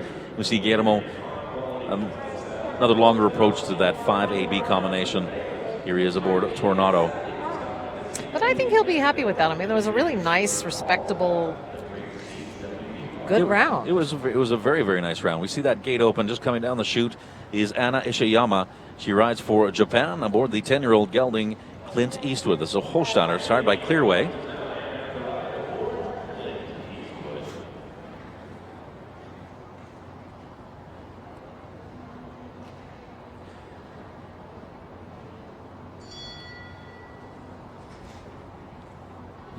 As we talked about last night, this is a very, very tall horse, and not the tallest rider. Right, and that doesn't always matter. I mean, I think sometimes it's great to have a long leg on a big horse, but it's also most important to have a lot of heart and aggression. And that's true, because there have been a lot of very successful riders, regardless of Correct. height. Yes, Diane Grod for one. There's the 5. I don't know how she sits that jump. It's a funny jump. It's a scopy horse, but it is careful. And the 6, easily on the 6. She's shortening her reins around the corner because she's going to need that here. I don't know if she's planning 5 or 6, but I'm thinking 6 the way she jumped in. Yeah. There's the 6. Oh, my goodness. I enjoy watching this. And I think it's, too bad. Fence number 9 comes down. And you can see she had shortened her reins coming to fence number 7, but as this horse, it's a powerful horse, jumps really hard, and has a tendency to looks like it pulls the reins out of her hands. Well, and it's hard to sit that kind of jump. When the horse doesn't use its head and neck that much, and you're trying to stay out of its way so that it can use its head and neck, it's just not that easy. So I think, the shape of the jump kind of ends up ultimately getting in the way. But it's a confidence builder. I mean, the two of them have done well together, and so there was the first fence coming down, fence number 9. He got away with the front rub, but then he didn't get away with the back rub. And so 12 jumping falls, 59.56 seconds. They will not change our top placings. And here's fence number 10. That's that skinny. And unfortunately, that fence comes down, as well as that final fence number 11 for Anna Ishiyama and Clint Eastwood for Japan. Well, Chenois McIlvaine for the USA. This rider aboard the horse owned by Guy McIlvaine from Lemotar, New Mexico. This is an 11-year-old Gray Stallion, Wall Street RC. Horse owned by Cardento. And these two have been together for quite a while.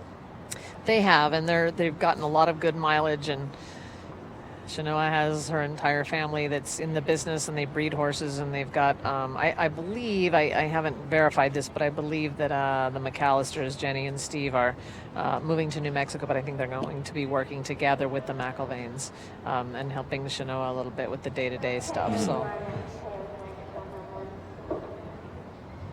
Okay, so far so good. That's fence number 4. Makes that left-hand turn. 5A is down. That was a shame. I didn't, it just didn't look like the horse really measured properly.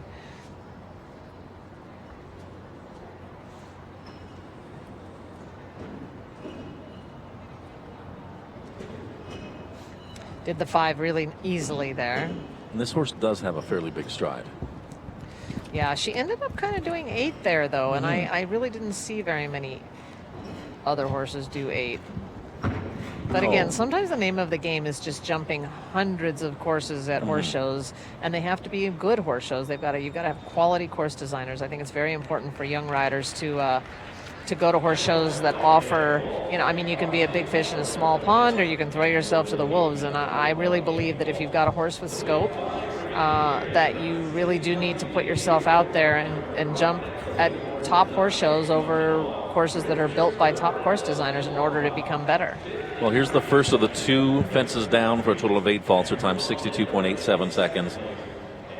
And what happened there? I think she was maybe just a little bit close to the jump coming off the ground, and she didn't protect it as much as she could have with her hand and her balance like she is here. A little bit rider, maybe a little slack on the rider's part and a little slack on the horse's part. I would place blame on both of them, but not much. And here she comes into fence number 7.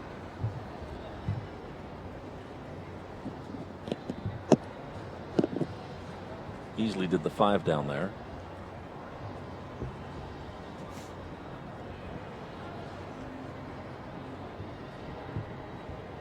Yeah, somehow she ended up fitting an extra stride in there. She did it well, but I think the horse was bulging to the left. Not that really caused a problem at all. It didn't. It certainly could be done in 7 or an 8. We just didn't see that many 8s tonight. And this was the second of her fences coming down. And that fence number 10, that's come down quite a number. That is the bogey jump of the evening. That's that major question being asked.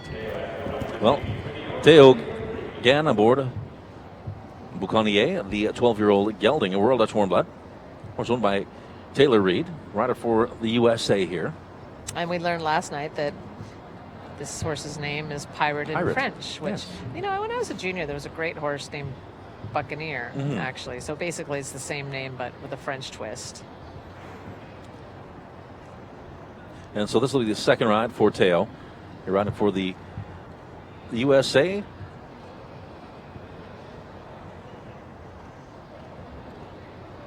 And Teo's first ride, it looked like a nice schooling ride as well. Well, yeah, he ran into a little trouble last night, so I think with both of these horses, he needs to just give them a nice, smooth, confident, and here we go. So he's going to take the long route around, and it does cost a bit of money to pay for these expensive classes and make it a schooling round, but if it makes the horse better, it's all worthwhile. You can't really look at it in dollars and cents. Well, because as we were talking about 2 weeks ago, we were up in Sacramento for their World Cup qualifier. Here we're in Del Mar. In a couple weeks from now, we will be in Coachella. A couple weeks after that is Las Vegas. So it's the gypsy life, Davin. It comes up. It comes up fairly quickly during this season in order to qualify for the finals this spring coming up, 2019. So, one, you might just be like, okay, my horse, his horses were good in Sacramento. Unfortunately, weren't as good last night. So they just regroup and right, because the horses are sensitive, and if they get a little nervous and make too many mistakes, then sometimes that can backfire very quickly. So oftentimes you need to just have nice, quiet, calm rides, and you do that a couple rounds, and the good horses come back from that just fine. Okay, so there's that finish line. I think that was a nice finish. That was a really, really nice school there. Bouconier and Teo Glenn. Teo again, 4 jumping 3 time for a total of 7. There's time 74.59 seconds. And as you mentioned, a little bit costly, however, well worth it for this, because we saw the turnaround of these horses from last night to today. And it's always about the big picture. Ultimately, when you're competing at this level, it's about the big overall picture, because these horses have very long careers, so you can't burn it up within a year or two. You need to really have a plan, and if something goes wrong, you make it easier for the horse so that they can gain their confidence again and bounce back from that. Well, Dear Rocco Blue, that's our next horse, a 10-year-old Grey Gelding. A Royal Dutch Warm Blood signed by Zerocco Blue VDL. Wilhelm again. Interesting, same last name as him. Isn't that funny? Because it's his father. And his father actually rides internationally for Germany. Traitor. Well, no, so obviously, his kids are born in America. Are born in America, yes. And Wilhelm, born in Germany, rides for Germany internationally. And this horse owned by Eduardo Leon. Yeah, so this horse just loped up the 7 like that. And as I said, it walks more like an 8 than a 7. But at this height, these days, if you don't have a horse with a big enough step for these classes, you may as well just put it in the children's jumper ring, because you've really got to have that. These horses are all very modern.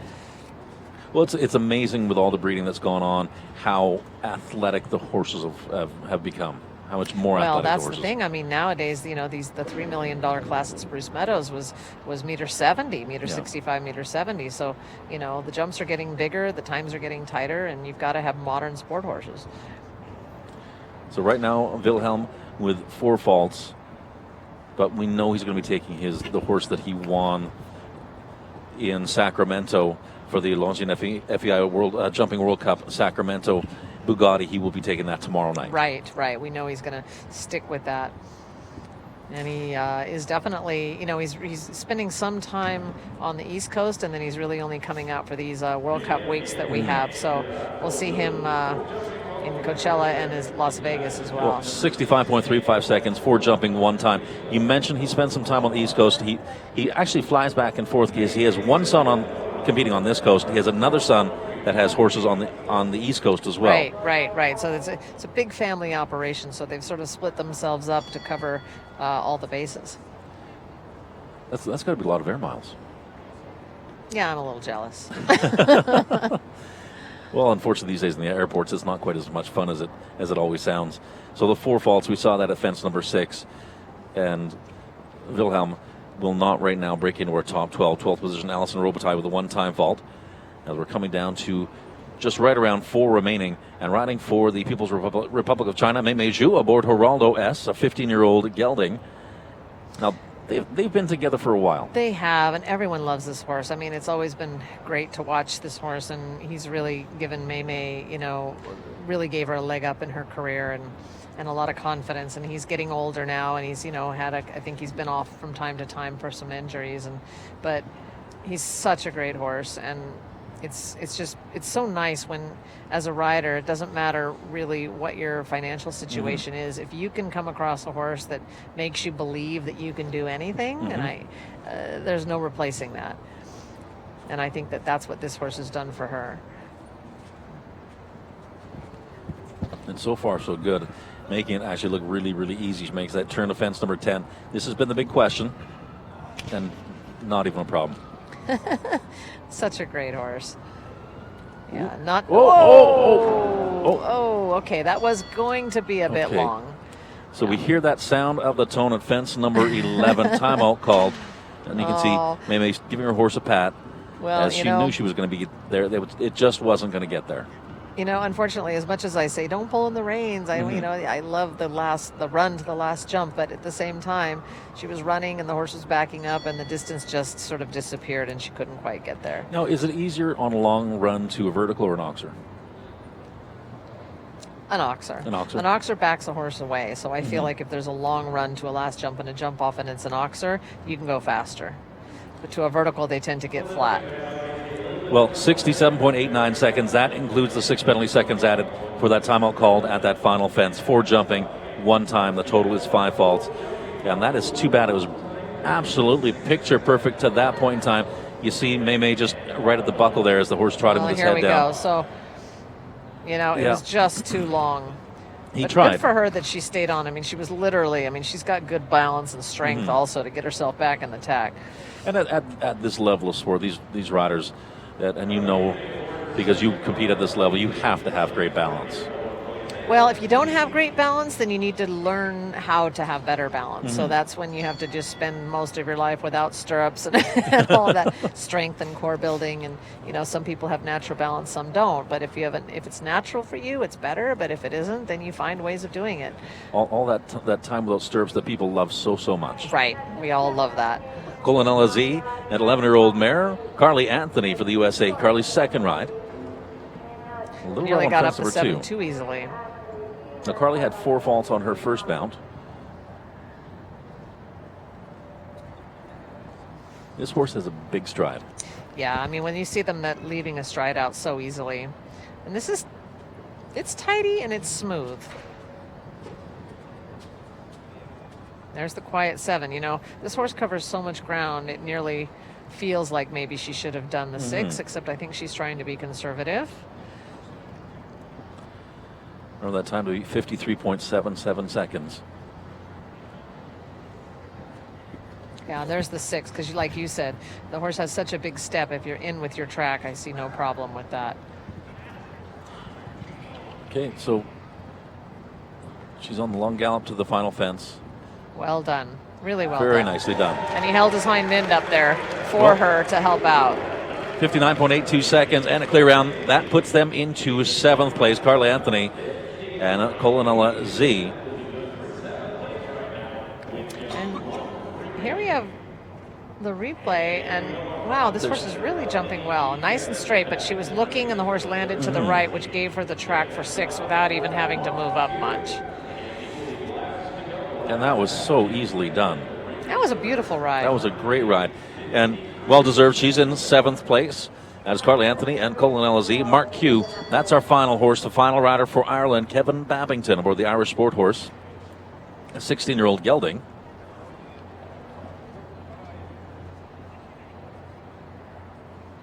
So it's owned by Kevin Babington and Deirdre Burns. So final to go, 53.77 seconds. That was the time put in by Richard Spooner. Came out of that second spot out of a field of 44. It's pretty impressive. Not surprising when it comes to Spooner, but it's always impressive.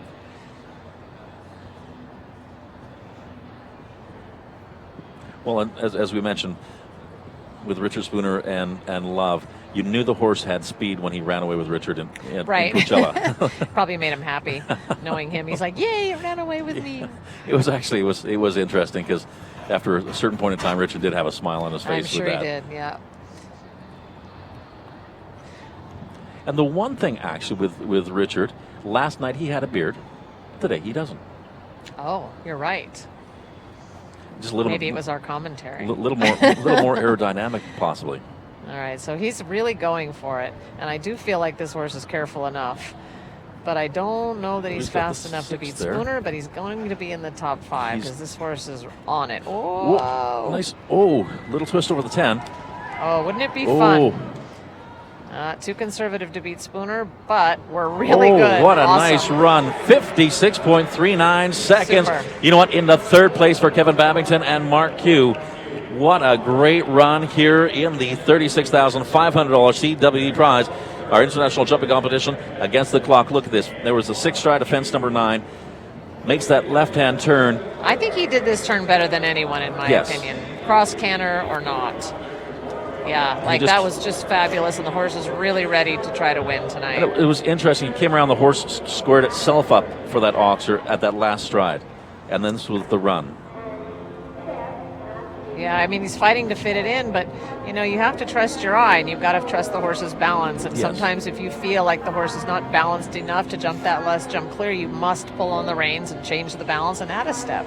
You know what? And in the third place, I think he's got to be happy with that. That's Kevin Babington and Mark Q. Fun class. That was a super, super fun class. The $36,500 CWD speed competition this evening with Richard Spooner and Love with the win. Ashley Bond, Kevin Babington in second. Ashley Bond in second, Kevin Babington in third. And here we are again. Here's Kevin Babington. This horse knows exactly where it is. As you mentioned, the cross canter through the corner, and we're seeing that cross canter, and the horse doesn't have time to actually change that lead. But if you look, the last little stride, he comes around and just squares right there. But we should mention it is the oldest horse in the class. Of course he knows where he is. He's 16 years old, so he's got more experience than anybody else out there tonight. And those, that's that thing when it comes down to horses. As they get experience, they know their jobs. It's amazing. And they love their jobs. It's really fun to see that. So Richard Spooner and Love, they will win. Ashley Bond, Arena in second. Kevin Babington, Mark Q. That was a super exciting way to finish there as they move into third place. Carey for Mai Tai in fourth. Ashley Bond, Belo Horizonte in fifth. Tina Yates, Juanita. And good for Tina. That's Great a great to have ribbon Tina tonight. In sixth place. And just once again, a couple months after she's had her beautiful baby girl. So she will take home sixth place tonight on our $36,500 CWD prize. This competition against the clock. Carlos Henk, Guerrero, and H5 Quantador in seventh. Great young rider there for Mexico. Remember that name. Carly Anthony and Colonella Z in eighth. Ninth on Enrique Gonzalez. H5 is Zapsarap. Ali Leopold Merino, Ulysse Dubourg in 10th place. Good for her. Everardo Hegovic. Ercos 4 in 11th.